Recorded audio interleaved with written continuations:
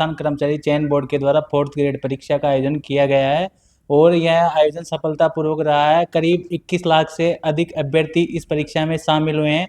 उसी को लेकर आज हम चर्चा करेंगे राजस्थान कर्मचारी चयन बोर्ड अध्यक्ष major general Alok Raj sir से। सर, सफलतापूर्वक परीक्षा का आयोजन हुआ है, क्या कुछ कहेंगे? नमस्कार, जय हिंद। जो परीक्षा हुई है वो 19 से 21 सितंबर को हुई थी। उसमें 21.17 लाख अभ्यर्थियों ने हिस्सा लिया, जो कि लगभग 86% अटेंडेंस थी। बहुत ही संतोषजनक थी। 6 पारियों में परीक्षा हुई थी और खुशी की बात है ये परीक्षा बिल्कुल शांतिपूर्ण पर संपन्न हो गई। छुटपुट कुछ इश्यूज थे, जैसे किसी ने प्रयास किया डमी आने का या कहीं और डमी बैठा हुआ था, या कुछ चेहरों का मिलान का इशू था, कोई एक बच्चे के पास स्मार्ट वॉच मिली थी। ऐसे करके छुटपुट थी, लेकिन ज़्यादा कोई इशू नहीं था और मुझे बहुत खुशी है कि सब कुछ ठीक हो पाया। और इसका जो सब श्रेय जाता है वो 38 जिला प्रशासन को जाता है, जिन्होंने परीक्षा अच्छे से करवाई, शांतिपूर्वक करवाई, और साथ साथ में कैंडिडेट्स को भी, जिन्होंने बहुत ही धैर्य से अपने परीक्षा दी और जो कुछ कमियां थी उनको भी उन्होंने ओवरलुक किया, नज़रअंदाज किया और शांतिपूर्ण तरह से परीक्षा दी।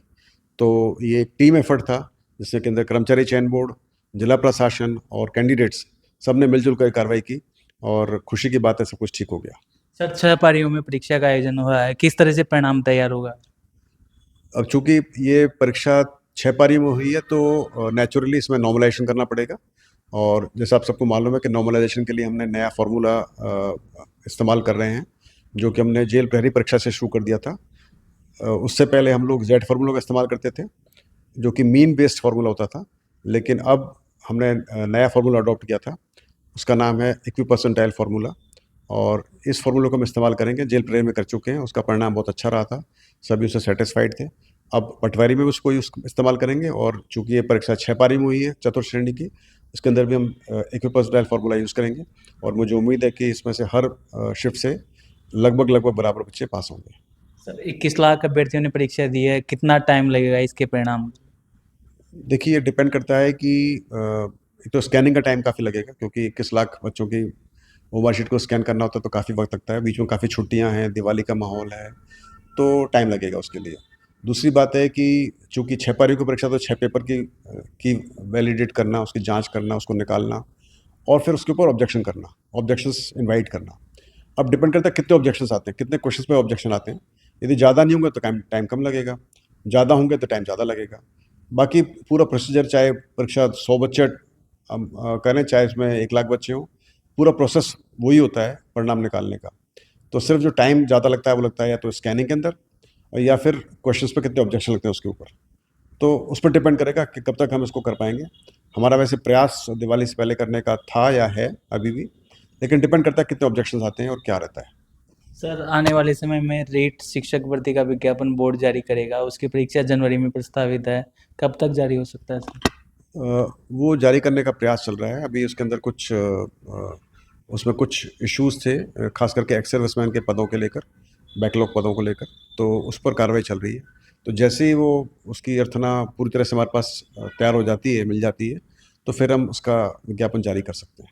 सर, क्या तय समय पर होगी परीक्षा? हाँ, फिलहाल इसमें कोई चेंज नहीं है, तय समय पर परीक्षा होने का पूरा प्लान है। सर, नवंबर माह में 2 परीक्षाएं, परिचालक भर्ती परीक्षा और वीडियो भर्ती परीक्षा, किस तरह से? वीडियो परीक्षा 2 नवंबर को है, उसमें लगभग 5.5 लाख अभ्यर्थी हिस्सा ले रहे हैं और हमारा प्लान इसको एक शिफ्ट में कराने का है और 38 जिलों में परीक्षा होगी, तो उसकी तैयारी चल रही है। और उसके बाद में फिर 6 नवंबर को परिचालक भर्ती, जिसमें लगभग 1.1 लाख यानी 1,10,000 बच्चे बैठेंगे और वो भी एक ही पारी में है और वो हम 7 जिलों में कराने का प्लान कर रहे हैं। तो उनकी तैयारी चल रही है और वो सब कुछ रेडी है, टाइम से परीक्षा होगी, कोई चेंज नहीं होगा। सर, इस परीक्षा को लेकर अभ्यर्थी को क्या करना चाहिए? इन परीक्षाओं को लेकर कहना चाहूँगा कि आप सब देख चुके हैं, जैसे अभी आज न्यूज़पेपर में पढ़ा था हमने कि एक कैंडिडेट, एक टीचर जो पिछले 28 साल से वो सर्विस में था, उसको रिटायरमेंट के सिर्फ 7 दिन पहले उसको अभी निलंबित किया गया है, क्योंकि उसने एक फर्जी बीएड डिग्री लगाई थी जो पकड़ी गई। तो आपके माध्यम से बोलना चाहूँगा कि आप तैयारी करें, अपने खुद की मेहनत पर भरोसा रखें और आपके पास यदि पात्रता की शर्तें पूरी करें तभी आप परीक्षा में बैठें।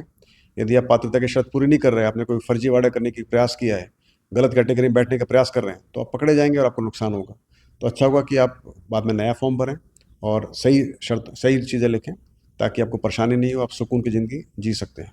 सर, पटवारी भर्ती राजस्थान कर्मचारी चयन बोर्ड द्वारा आयोजित की गई थी, कब तक परिणाम आ सकते हैं? पटवारी भर्ती के अंदर हमने ऑब्जेक्शंस मिले हैं और काफ़ी सारे ऑब्जेक्शंस हैं। तो ऑब्जेक्शन निकलने के बाद ही बता सकते हैं। एक्चुअली डिपेंड करता है, ऑब्जेक्शन को निस्तारण बहुत ज़रूरी होता है, क्योंकि उसके लिए एक्सपर्ट्स को बुलाना पड़ता है, एक्सपर्ट्स की अवेलेबिलिटी होती है, तो कई सारी चीज़ें इसमें देखनी पड़ती हैं। तो यदि हमारे ऑब्जेक्शन ज़्यादा नहीं होते हैं तो कम होते हैं तो जल्दी होता है, ज़्यादा होते हैं और उसमें एक्सपर्ट्स मिल जाते हैं तो फिर दिक्कत नहीं होती। तो देखते हैं, अभी कुछ कह नहीं सकते कब तक निकाल पाएंगे। जैसे मैंने बताया, एक प्रयास हमारा पटवारी का दिवाली से पहले का ही था, अभी भी है। ये देखते हैं कितना जल्दी कर पाते हैं। आज भी बोर्ड मीटिंग हुई है, कुछ एजेंडे लिए हैं? उसका मैंने ऑलरेडी ट्वीट कर दिया है कि दो उसमें एजेंडा थे। एक तो था L2 की डीवी की लिस्ट, इंग्लिश सब्जेक्ट के लिए और साइंस के सब्जेक्ट के लिए।